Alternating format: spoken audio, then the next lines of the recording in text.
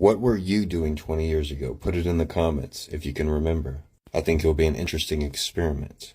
The three major milestones in somebody's life is when they turn 20, 40, and 60.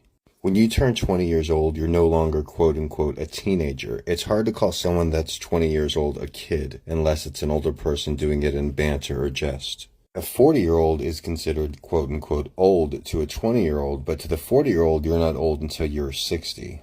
And the 60-year-old doesn't consider himself old until he reaches 80. But nobody's buying that. There's very little difference in most people from the age of 60 to the age of 80. But they say the decade that you have the most changes in, other than puberty, is in your 70s. It makes sense. The average lifespan of this machine is in its 70s. So, with that being said, what were you doing 20 years ago in the summer of 2002? What portion of your life were you in?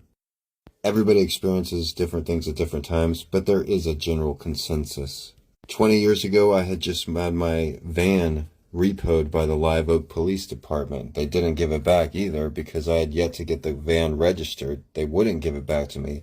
And that was okay. The van was a piece of shit. The most valuable part was all the contents inside the van. I was living in it at the time, so just about everything I owned, I was riding around in.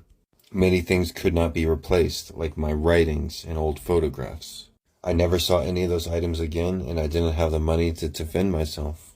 Not all cops are bad, but the Live Oak Police Department and the Windcrest Police Department near San Antonio, Texas, are two of the most corrupt police forces in the United States. They're disgusting.